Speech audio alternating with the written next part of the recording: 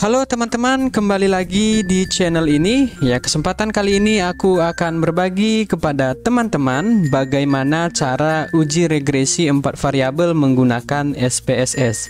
Di video saya sebelumnya, saya sudah berbagi kepada teman-teman bagaimana cara uji regresi dengan menggunakan 2 variabel dan 3 variabel. Silahkan dilihat di video berikutnya.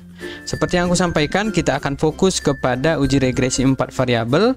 Ya, sebelumnya teman-teman silahkan dukung channel ini dengan subscribe, like, dan share. Terima kasih. Nah, kita akan melihat di jendela Excel yang sudah aku sediakan, teman-teman. Di sini aku akan berbagi informasi kepada teman-teman tentang apa itu uji regresi, kemudian nanti kita akan buat contoh datanya, kemudian hipotesisnya, dan yang terakhir kita nanti coba untuk interpretasi data dan menarik kesimpulan dari output SPSS. Seperti itu. Nah, kita lanjut. Untuk uji regresi berganda, ya, teman-teman bisa dilihat di sini pengertiannya adalah teknik analisis statistik yang digunakan untuk menguji hubungan antara satu atau lebih variabel independen dengan satu variabel dependen. Analisis regresi mempunyai hubungan yang erat dengan variabel lain. Jadi teman-teman, kalau diringkas di sini kita harus memiliki lebih dari satu variabel, terkhusus untuk variabel independennya teman-teman. Kalau variabel dependennya otomatis satu, karena kita ingin menguji hubungan antar variabel independen dengan variabel dependennya.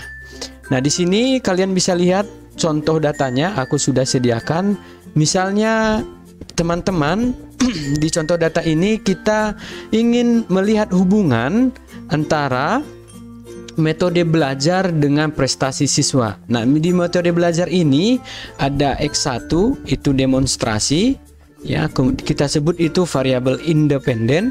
Kemudian X2 studi kasus, itu variabel independen juga. Kemudian X3 diskusi independen. Kemudian variabel yang terakhir adalah prestasi, itu kita sebut sebagai variabel dependennya. Jadi ada 4 variabel teman-teman. Nah, setelah itu saya memiliki responden sebanyak 10 orang. Ya, setiap responden sudah mengisi item pertanyaan dari kuesioner yang saya miliki.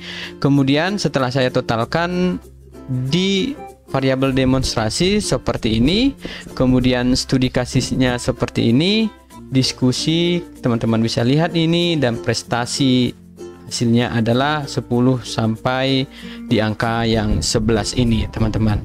Nah, jadi ada 4 variabel, dan pastikan teman-teman kalau kalian ingin uji regresi tidak ada data yang kosong, karena akan berpengaruh terhadap kualitas dari uji statistiknya nanti. Nah, kemudian di sheet hipotesis ini, ya, berdasarkan rumusan masalah atau berdasarkan topik kita tadi, kita bisa mengambil 2 hipotesis yang nanti kita akan coba. H0 yaitu koefisien persamaan regresi signifikan, H1-nya koefisien persamaan regresinya ini seharusnya tidak signifikan ya teman-teman. Koefisien tidak signifikan, ya.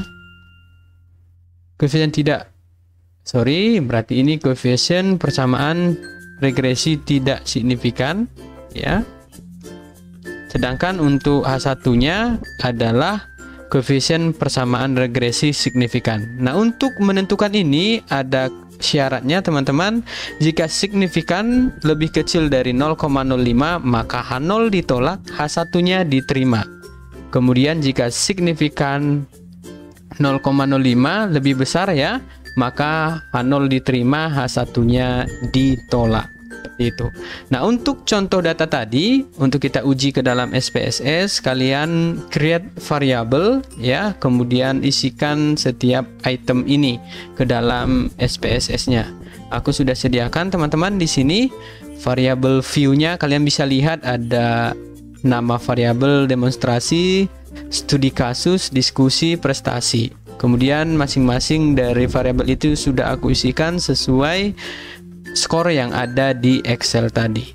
Nah, tahap selanjutnya teman-teman untuk uji regresinya kalian bisa pilih analyze, kemudian pilih regression, kalian pilih linear ya.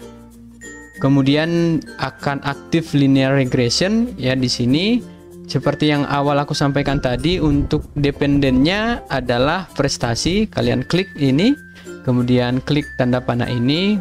Kemudian untuk variabel independennya ada 3 secara berurutan. Teman-teman klik dari X1, X2 dan juga X3-nya. Kemudian kalian pilih OK. Nah, maka si SPSS ini mengeluarkan hasil dari regression. Ada 4 tabel di sini teman-teman. Ya, ada variable entered atau remove, kemudian ada model summary, kemudian ada ANOVA, kemudian ada coefficient. Masing-masing dari variabel ini atau masing-masing dari tabel ini semua bisa kita baca sesuai dengan metode statistik teman-teman. Untuk uji regresinya kita hanya fokus ke uji yang hasil ANOVA ini.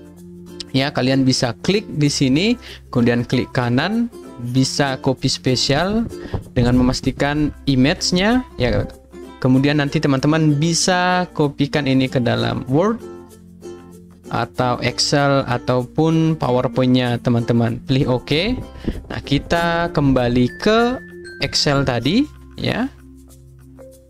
Nah, di Excel ini hasil dari ANOVA tadi seperti yang kalian lihat di sini teman-teman, ada model, ada sum of squares ya, ada DF, kemudian ada mean square F dan signifikan. Nah, interpretasinya adalah berdasarkan tabel ANOVA di atas diperoleh nilai F sebesar 30,590 dengan nilai signifikan 0,000 ya, seperti yang kalian lihat di sini. Karena nilai signifikan lebih kecil daripada 0,05, maka tolak H0 terima H1. Ya, koefisien persamaannya regresi signifikan. Nah, itu hasil dari hipotesis kita tadi. Ketika lebih kecil dari 0,05 ya, itu tolak H0 dan terima H1. H0-nya berarti koefisien persamaan regresi tidak signifikan, berarti yang diterima adalah koefisien persamaan regresi signifikan.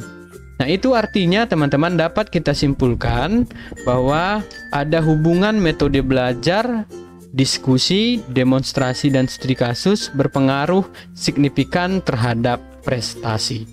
Nah, begitu cara untuk uji regresi 4 variabel. Semoga dengan video ini teman-teman bisa terbantu, dan jangan lupa jika ada yang ingin ditanyakan langsung saja ke kolom komentar. Jangan lupa teman-teman dukung channel ini dengan subscribe, like, dan share.